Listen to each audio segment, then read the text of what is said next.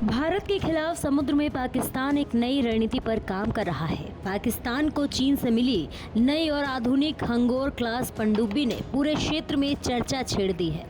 पाकिस्तानी नौसेना के कुछ अधिकारियों का दावा है कि ये पनडुब्बी उनकी समुद्री ताकत को कई गुना बढ़ा सकती है। इतना ही नहीं, पाकिस्तान अब बंगाल की खाड़ी में भी अपनी मौजूदगी बढ़ाने की योजना बना रहा है, जहां 1971 के युद्ध के बाद से उसकी सक्रियता लगभग खत्म हो गई थी। दरअसल पाकिस्तान को हाल ही में चीन में बनी PNS हंगोर पनडुब्बी मिली है। ये पनडुब्बी आधुनिक तकनीक से लैस है और इसे पाकिस्तान की नौसेना के लिए एक बड़ा हथियार माना जा रहा है। पाकिस्तानी नौसेना के वरिष्ठ अधिकारी ने इसे गेम चेंजर तक बताया है। उनका कहना है कि इस नई पनडुब्बी के जरिए पाकिस्तान बंगाल की खाड़ी में भी अपनी सैन्य मौजूदगी बनाए रख सकता है। सबसे पहले समझते हैं कि हंगोर पनडुब्बी इतनी खास क्यों मानी जा रही है। इस पनडुब्बी में AIP यानी एयर इंडिपेंडेंस प्रोपल्शन सिस्टम लगा है। इस तकनीक की सबसे बड़ी खासियत यह है कि पनडुब्बी को बार बार सतह पर आने की जरूरत नहीं पड़ती। हंगोर क्लास सबमरीन लगभग 2 हफ्तों तक लगातार पानी के अंदर रह सकती है।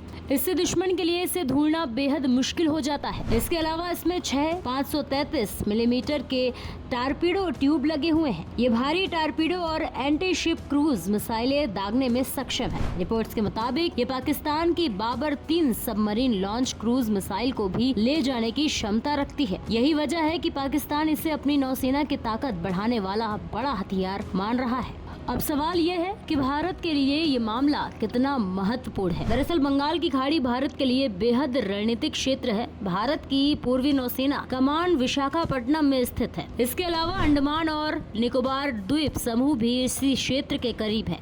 ये द्वीप भारत की समुद्री सुरक्षा और हिंद महासागर में उसकी रणनीतिक स्थिति के लिए बेहद महत्वपूर्ण माने जाते हैं। बंगाल की खाड़ी भारत और बांग्लादेश के बीच व्यापार, ऊर्जा आपूर्ति और समुद्री परिवहन का भी प्रमुख मार्ग है। यही कारण है कि इस क्षेत्र में किसी भी नई सैन्य गतिविधि पर भारत की नजर रहती है। पाकिस्तान की योजना ऐसे समय सामने आई है जब पाकिस्तान और बांग्लादेश के रिश्तों में कुछ सुधार देखने को मिल रहा है। कुछ विशेषज्ञों का मानना है कि पाकिस्तान भविष्य में बांग्लादेश के साथ रक्षा और समुद्री सहयोग बढ़ाने की कोशिश कर सकता है। हालांकि अभी तक ऐसा कोई बड़ा सैन्य समझौता सामने नहीं आया है। दूसरी तरफ भारत भी समुद्री सुरक्षा के मामले में काफी मजबूत स्थिति में है। भारतीय नौसेना के पास आधुनिक युद्धपोत, परमाणु और पारंपरिक पनडुब्बियां, लंबी दूरी की समुद्री निगरानी क्षमता और अंडमान निकोबार जैसे रणनीतिक ठिकाने मौजूद हैं। इसलिए केवल एक नई पनडुब्बी के शामिल होने से क्षेत्र में शक्ति संतुलन पूरी तरह बदल जाएगा। ऐसा कहना जल्दबाजी होगा। हालांकि ये जरूर है कि पाकिस्तान की नौसेना अपने पुराने अगोस्टा क्लास पनडुब्बियों को हटाकर